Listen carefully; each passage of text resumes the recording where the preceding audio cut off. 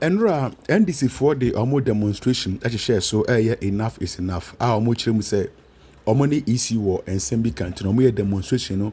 e dey call EC office. Na ebusuafo abro mo do EC officer, EC chairman and as a EC boss enya bre enya oman kasa no. Ono mo yen say sade a omo beto mani dia fa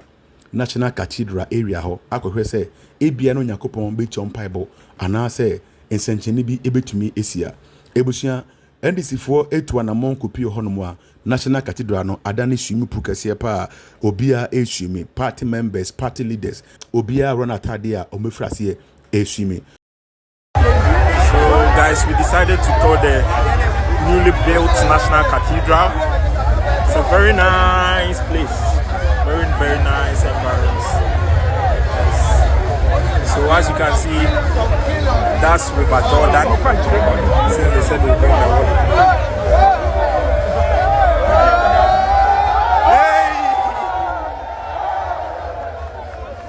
Since they said they will bring the Jordan River to Ghana,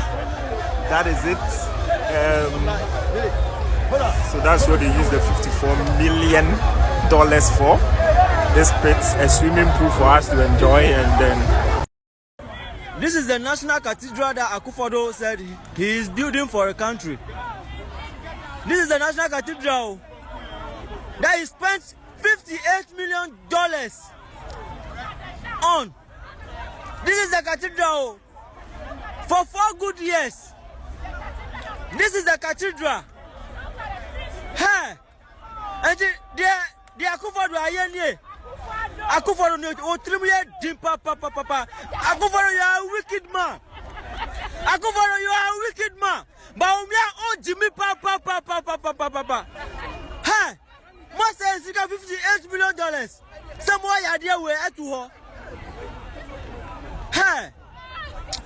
nyami be tuamuka papa. Akufo-Addo ba umya. Nyami be tuamuka. And the other way $58 million no. Hey.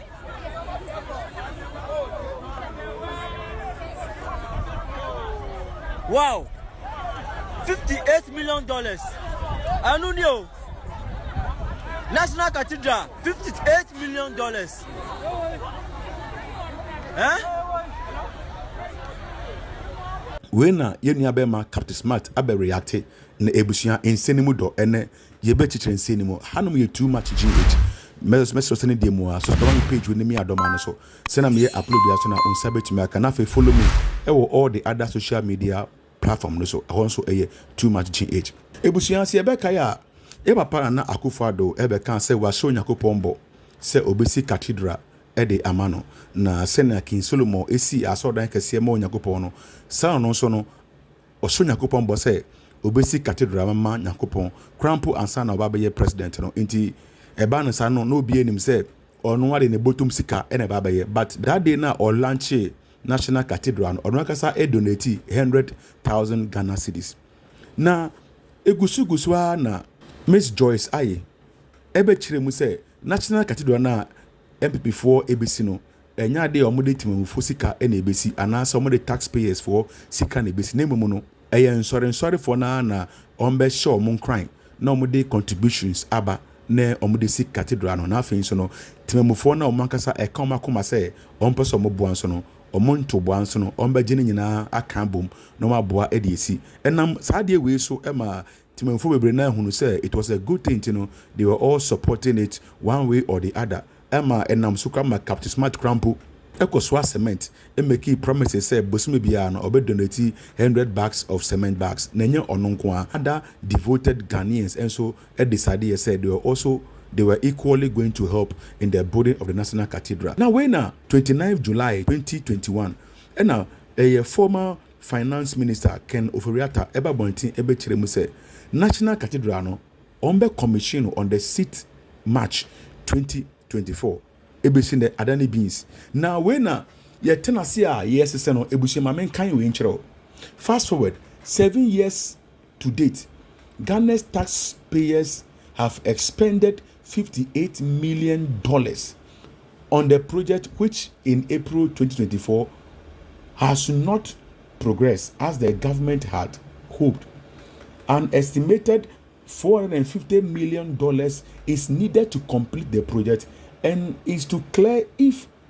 that amount is yet available to complete the construction. By mid-2020, various church denominations had contributed 2.21 million Ghana cedis, a year equivalent to $164,000 towards the construction of the National Cathedral. Etebusia Oshemua,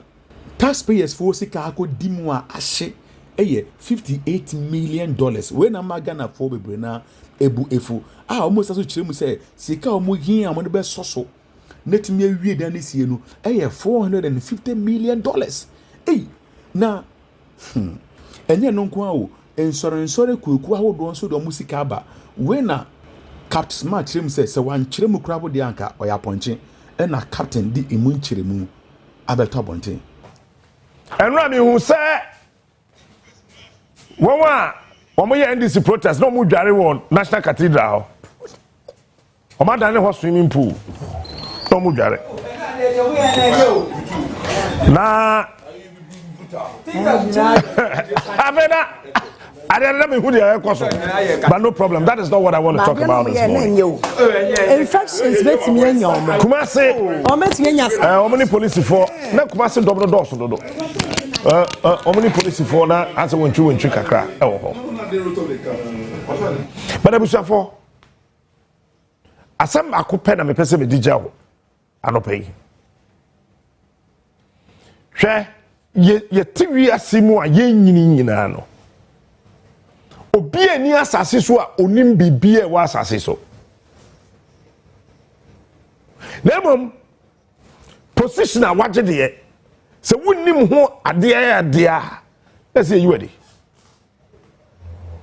meti minim hwe about nursing minim hwe about medicine minim bibie about civil engineering Meti mi nim bibia about even camera ya me nua be ma yigire kire mi nim o meti I know nothing about aerospace aeronautical engineering I don't know I mean nim but say me am pe me ho asem ka say oh the friend ko you smart etina makwa company bia wo me engineers na makoka chom so I'm a senior engineer na mama obi a wo metiko saa de meko African tea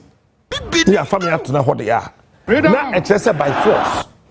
position ho adwuma no esese me ye freedom position bi e de mani pe bia wa asase so no se wo pene na wo so mo je se kua ese wo ye ho adwuma wo be ye MP a e position ye wo ho adwuma meti hei adwuma me yi e position me wo ho adwuma ese me ye wo be ye mampani abedi akire e position e ho adwuma ho esese wo yo wo be ye mampani a bobo eno no emfa wo obi ansoma ho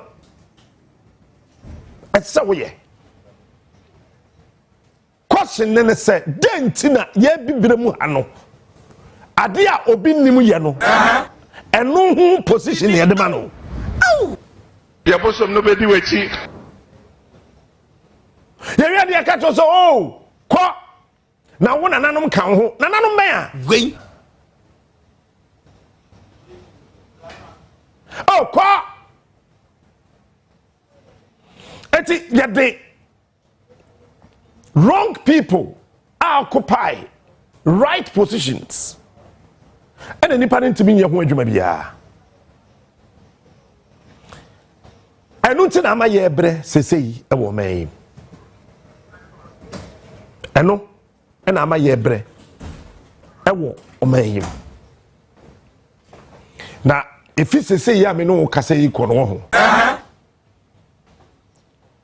ma wadwen ena okokru mutiri nyepe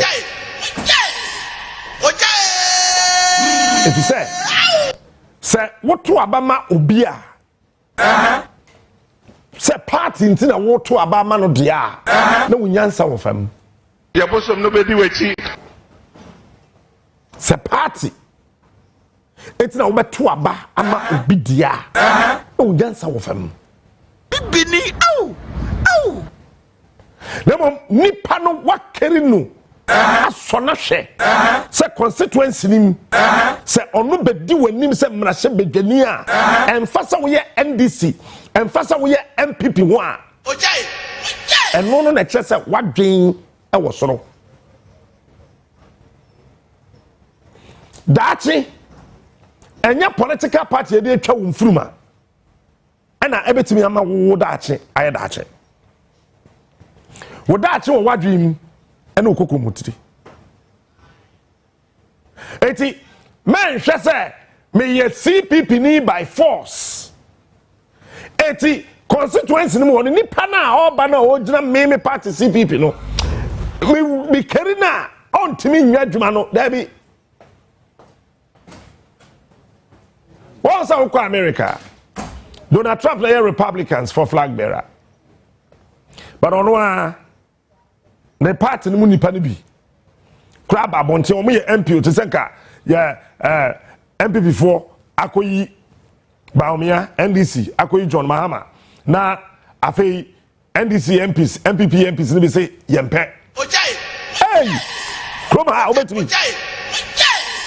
baby ayedru eno no ojai ese so bia o ye MPP ni timi MPP anim ka chom say hey me to ma ho cause akwa we ya wode da be see so constituency we me obe hayen presidential candidate we obe hayen o mine dachi otimi hwe so sare sese ye no ko amanyoku ni nyinam ebe ma won wa di ye anim no obesua nyansa adwene ye ho ehunu se yen ana o mine wo yen ye pa bibi ma won yo na kwa me betimi aka kire me na ye trade mfa anti grace eti na kwa me o se ye de MPP atwa ne furuma gwen eso na kwa me o ye pani che MPP ye bosom no bedi wachi eti be bia ye duro mu wo be mu ha no me wia no no me kwa no be bia ye duro e wo me mu ha sesei no ade ba ko pede sese ye to part the twene 7 na ye mfa Ghana 7 to part no twene na twene Ghana ho 7 hwe o se wo phone e freezy ya se reset wani ana restart e se Ghana for ya dwi nyina no ya restart ya dwi e se baby e de lubricant bi kono ye mfa nko baby a grease bi kakra be kono ye mfa nko baby a woyere ye mfa ngugum if you say yama political partyism afaya dwen enti oman no ni obia odwene oman fefe te se Ghana ho that's man obia ni ho wani da bi o sanka obi wo ho odwene oman yi ho menia hwade aka eyedai ena yese constituency bi yede $1 million be ko ho afia for V9 enti $4 million enti mpacho $4 million e bi ko Gumua West ye bosom no bedi wachi $4 million e bi Gumua West ana wo de hwa constituency na wo tim no say $4 million e bi ho na banya kombo sa abesia no na mo de abesi ntan ha na o ma chedi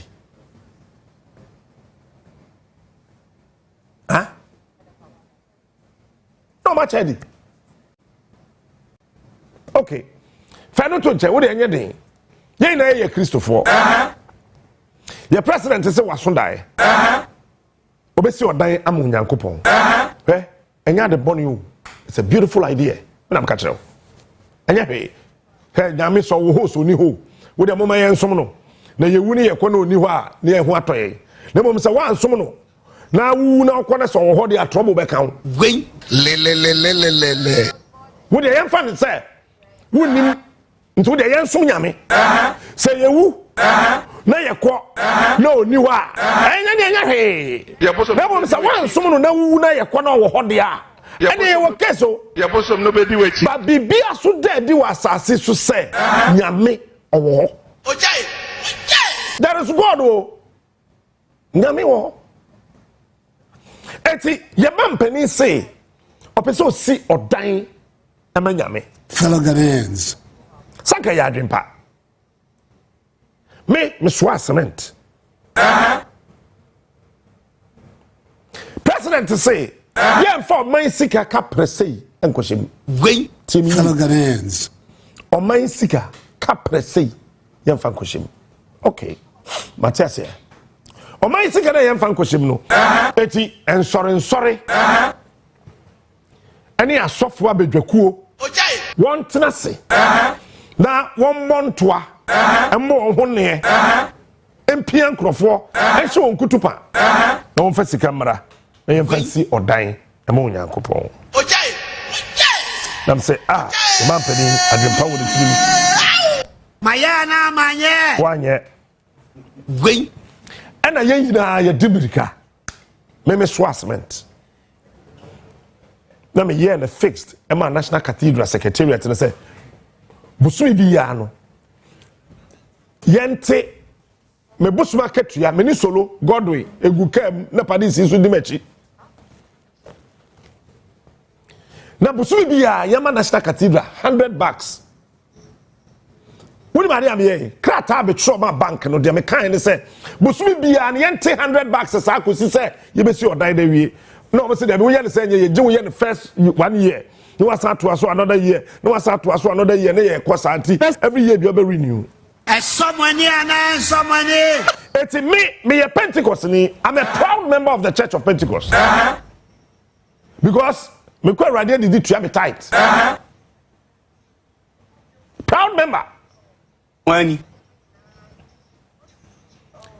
the dimrika gig ya the 70 call Wait.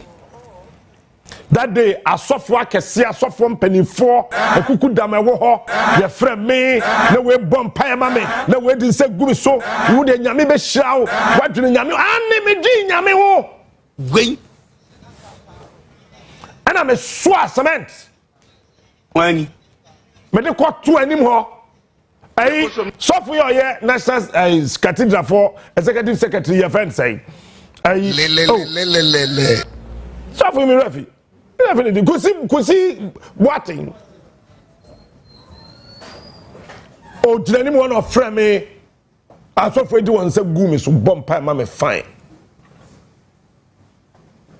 na me papa Duncan Williams wo ho asofo ni na ho and the God of our fathers Bini. Oh. me papa opoku ina te ho and kinyame che te ho no wi na ho it's me $100 bosumi biya no na me title me tua o Pentecost free will offer na me tua ne bi me sika me tua o Pentecost no na ma so Pentecost so asa tam 3 million Ghana Wait. 30 billion tisa wo ka Pentecost asore your contribution e 3 million from the church coffers and $100 of cement every month from Captain Smart or a member of the Church of Pentecost. When you asama about Tomo Cathedral, some no crowd won't ma fa cathedral some bay. Godwin. You say fundraising now. Now one more yes or more call round acquire fundraising. No must spend $12 million. And they are fundraising. One more Ghana for me tell you. You had the 12 million. Eko yinam. 12 million e coin no. You 3 million. Wait. Le. 3 million also. 1.1 million. Promises am I. As they say, levels don't change. Na aban etimi atam Ghana yesika 390 400 million. Million 400. Someone. And the question of dining na yensi anwie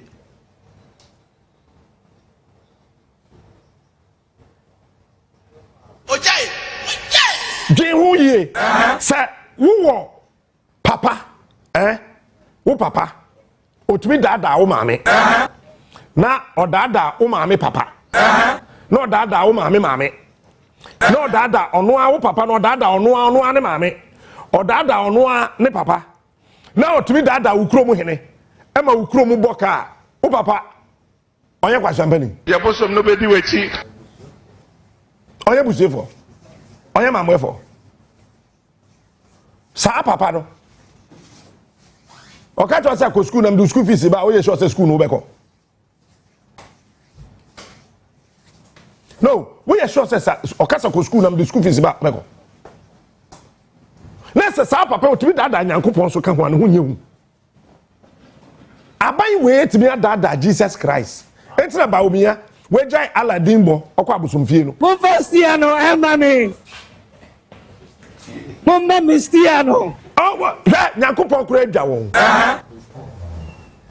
eti sese no nyankopon anim kura mpese ombeko nto mo kwa abosomfie gwen ya bosom no be di wechi mo nyina mo de picture bia ba hade ameye mo no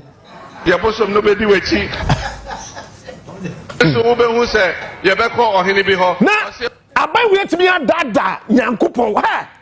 ebusafo asem na ye ka no wo wa wada abaina dada nyanko watimi dada nyame obo soro ne asase o and yetimi so nya asofo a won na wose se wo ye nyame nipa ye nyame noe yade atum won wo ye nyame nipa na aban timi dada nyankopon na asofo no se won na di na chie no na sa asofo edadi ba aban ba fo aban Nebukadnezar mamuo na asofo no won eja Isaiah afutuo won eja Mose akwantuo won eja Yesu Kristo ni wuo ni wusore ye emutumi ho se ye sen kodi edompu a wadada onyankopon a yenye som na yenye nyame nkrofo no ya bosom no be di wechi sese me usofo bi a o preachi pana or tilted towards aban we are sofo na ho ye me won gwen if you say ehu nyame na ye na ye som na sofo wo na wodi ye nim di ye ko heaven no sa aban we adada nyankopon na ye ko no ho no Fellow Ghanaians, se be si odan yama no gwen na me the 200 million be si odan yama nyankopon afa de ya spend 400 million yensi wi le. and I'm so Emma odan na tini yo asem na da ho no ehu and esese ye ba from there tiase ade na ye hu magana asofo a wokodi anim se wo si odan ama onyankopon no wo atwe ho afia badwako anim dwene ho ye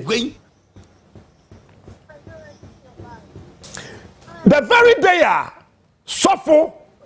mensa otabil otwe ne ho efi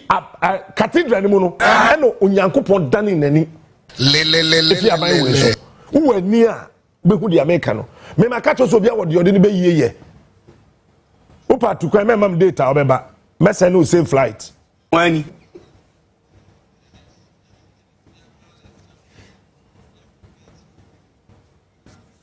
tie obi a wo de be yeye men south abi call ye anche na da ke what bills so no so dia wo so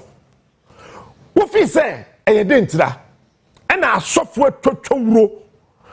Pentecost we ya rodro from National Cathedral be ntimi nka me na me ka Pentecost sesi asoro no ya fa no obi asoro me do nyame wo de obi tam Pentecost sika biom fa kwa National Cathedral nka me hu de be si okrum ha me yo I am the Peter of my time I'm saying the David of my time me twa waso e Jesus responsibility so de aso no betaro me de answer me Peter ma fa me kotokuru na me twa waso hyew e Yesu responsibility so de aso no betaro nya me madwuma ana second so me twi a Jesus be saka chem se kwado fa second ne shebo hanu anka se me koto ntwene moja na wo ho no kwa wa ma Peter mpepa ama Peter san de second ne shebo hanu because Jesus himself kwase bi be san be di nipa so Jesus ntwa na so our Bible nyam na meka ono ko ye anche ye hu ya ne say yem papa in Sudanaba asemi na me kro no wani Duncan Williams asemi na me kro no gwen ufi say dem pa na so fo mpanifo no hu ye nte odwane ye first thing ne say wo say account no sika na ba wo mu wie ye no ana finance minister oko Kenoforiata wani ebe tro kratas ko parliament ko kan ye bisa no ko san no asem o kan ne say ye pese ye hu eye National Cathedral na yesi no esika sam na wo hono mu ntotoye se de mu tie ye fan a ye bi so opoku ina gwen opoku ina so ya me so former chairman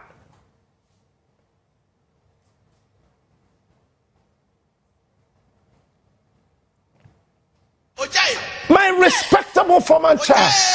of my wonderful church na no kura no de ye be ka me we ya apostle na hyem na obu mani cha me bu bi me ka kire wo we elder we deacon we deaconess na me ka sika ye de ko wura cathedral na wo hyem na obu mani cha me bu bi me ka kire wo plain because having gate is suffer and just for the Bible was as so ha and you see ye did agro e fe the Pentecost the time sika ko near Assemblies of God wo de ko apostolic de ko who say awoyo 12 apostles go to eska 12 apostles e go to eska nkofo bibili do mo de ko ay aso na moto nyu mo bo adoma na ye from say gban dem ozano jidi kokko on so mo de mo fa ko jidi kokko so otua na Christopher aye wo omemu ha otimi benya elder catechist father deaconess so for reverend bishop say what that we need that di aban we echi aban a wetimi adada nyankopon ha me dem so aban we dem so no gwen le eti e call Cape Coast me ampa ai ebibi penny for buy o mo call baby a say presidential days or say whatever no one man see what because me so won I will use of for get a fiata go say me so ma dodge I'm so kwanyo hey prof ba am me nko wani na bi to hwe manim say te say wo mo ham gen me say me ma ho me suro mo because any power to be dada nyankopon Fagans. Aban bie ni asase so wada da nyame da Unyansa nya juma. Aje MPP aban Ni obodem ni ensue. na yeti krum ha yentimi ma ya dwen kofom yie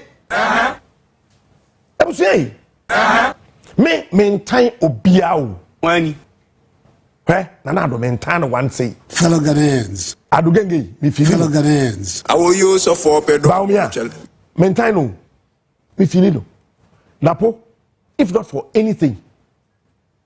kufo enti me dey na metimi atain napo how can I do that just think seventeen napo na me call president kufo ho na say napo ti ho am ere na pia na gwen enti maintain no but the man ni abre ni say abanya wetimi adada onyankopon de abanya ne ho Maya na manye. National Cathedral na lisi for their swimming pool no mo so sa na musumate gwen na where can demonstration no am quiet where can you see anyway where River Jordan in Ghana where River Jordan in Ghana where River Jordan in Ghana say asofo no nko bo asuo ho mo nko ye baptism me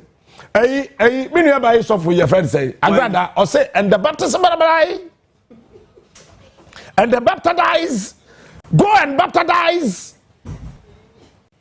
you see ebusia ehu abaye timi adada nyankopon esa by na esa samia wukwa reason from the people because the Assemblies of God ni abanya wo mo sami wadada nyankopon ya friend say nana bi oya Kristo ni say by now we na resign cause aban to be dada nyankopon ah we yam we nyame me say Pentecost e 21 days dry fasting e pa nyankopon achewo say the nyankopon sika e ko wura kro no business mu e say asofo ni na apostles ni na ya bi